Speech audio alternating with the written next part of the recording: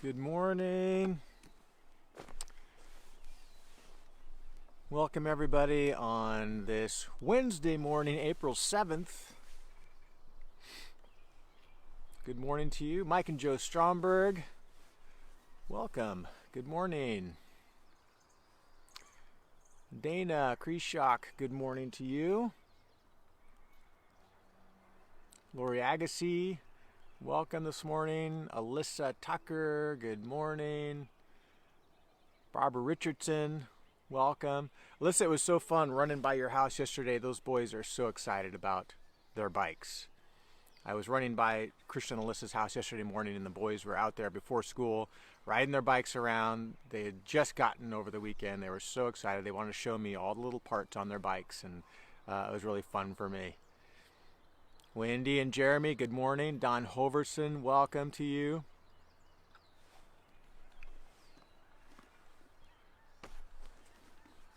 We're in Psalm 37 this morning.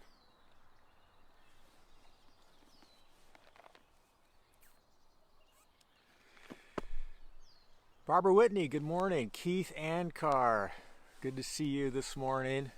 Carmen Lego, Stephen Andrea Hauser, good morning. Mike and Kim Johnson, welcome. There's my mom, good morning to you. Karen Lowe, good morning. Karen Hackett, hey, good to see you this morning. Debbie King, welcome. Oh, Keith, you're going to be here on Sunday. That will be great to see you. Before we start our devotion, I just wanted to give you a little update on Brian and Sarah Whaling. We've been praying for them. They're both battling COVID. Brian's battling at home. Sarah has been in the hospital for I don't know how many days now, and they're looking like they'll keep her till Friday at this point. And just giving her all the treatments needed to battle the pneumonia that has been brought on by COVID. And as long as she can keep her oxygen levels up without assistance, then we're golden. And as of last night, I think, we got our last update from them that she's starting to stabilize her own oxygen levels, which is a really good sign, so that she can, not have any supplemental oxygen. And once they get to that point, then it's going to be real clear that she's going to be able to recover on her own.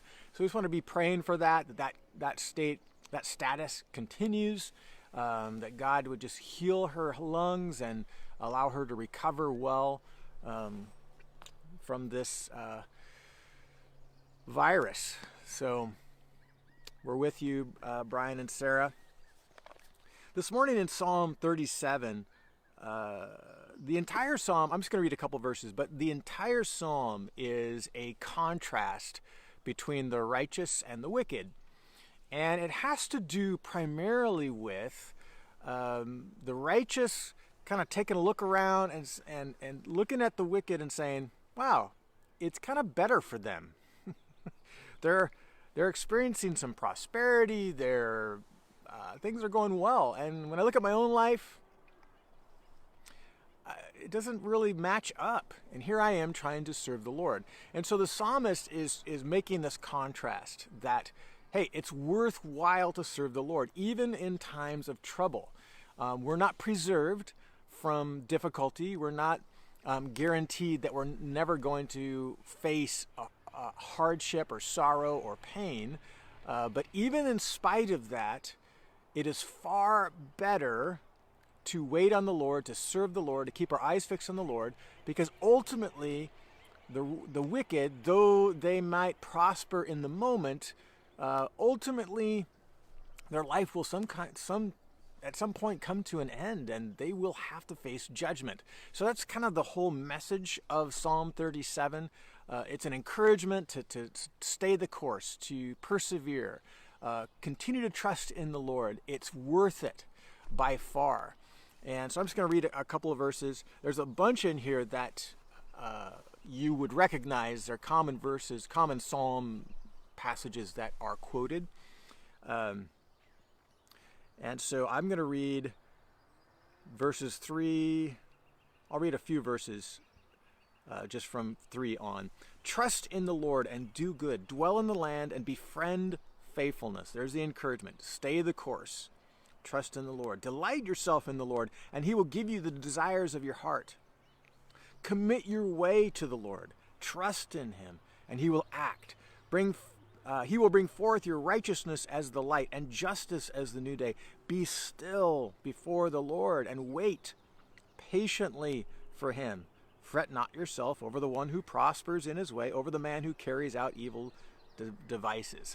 So this idea of trust in the Lord, wait on him, be patient, delight yourself in the Lord, make friends with faithfulness. You're going to need to endure for a time, and in the end, it is far worth it. Don't envy those who it's going well for them, even though they're not serving the Lord. Ultimately, you will be blessed because you are trusting in the Lord. So, yeah, we fix our eyes on the hope of the other side of the mountain, right? Right now we're climbing this mountain, and it's hard, it's arduous. There's obstacles in the way. We're tired. Our legs hurt, our feet hurt, and we're climbing. But there's this idea that there's going to be a summit, and on the other side, this prosperous result from our persevering up the mountain. These images is what come to mind for me when I think about persevering, learning patience.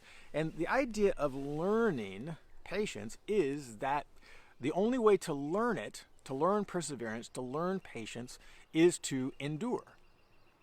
You have to endure difficulty. You have to endure something that you would not prefer.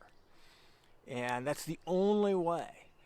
And this has resonated with me this week for a number of reasons that I won't go into, but I found myself yesterday kind of lamenting the fact that I was experiencing some emotional distress and difficulty over some things, and I'm thinking, this is not fair. Why is this all happening? And as I consoled myself, one of the things I thought of is that, well, Mark, is it reasonable for you to feel these things given the circumstances that you are navigating right now? And I thought about it. I'm like, yeah, it is reasonable for me to feel these things. Well, then you just have to endure them. Trust in the Lord. Wait on him. Be patient. These feelings that you don't want to have, this emotional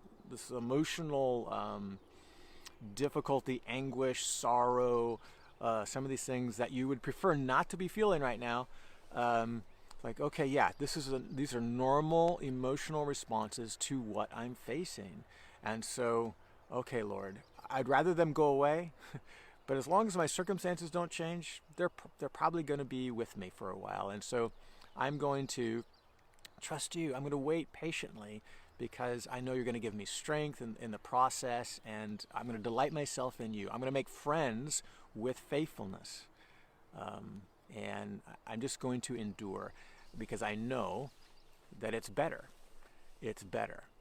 And so that is the encouragement for today. I know Brian and Sarah are experiencing something they would not prefer today, and they are forced to be in this place of, do I trust God or do I just get mad about it? That this shouldn't be happening. Yeah, you're right. It shouldn't be happening. It shouldn't be happening to any of us. But right now, according to God's plan, we have to go through things that we don't want to go through, and we are learning endurance as a result. And God is faithful 100% of the time to help us, to give us strength. He is faithful in my life to give me help and strength through the circumstance. I think about obviously we keep always in mind these days the throstles and what they're. No one asked for that, and certainly the word fair is not. Is this fair? It's like, of course it's not fair. It shouldn't have happened. But For whatever reason, it did. And we are forced to face the very real anguish and pain of those things. And God, through this psalm, continues to tell us, hey, stay the course.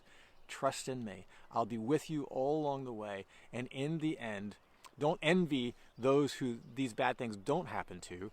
In the end, know that God will reward our righteousness. He'll reward our faithfulness. And we have the hope of eternal life. No matter how hard it gets in this life, we have the hope and the promise of God that the glory that awaits us will far outshine whatever we're facing today. And in reality, if we live long enough, what we're feeling today will ease. It will pass. We wish it would pass sooner, but we are learning to be patient and wait and trust in the Lord and make friends with faithfulness along the way. So be encouraged today. Stay the course. Keep your eyes fixed on God. He does see. He does hear your prayers, and He is offering. He Himself is a strong tower, a place of refuge for you today. No matter what you're facing, be patient. Wait on Him. So bless you today. We'll see you again tomorrow morning.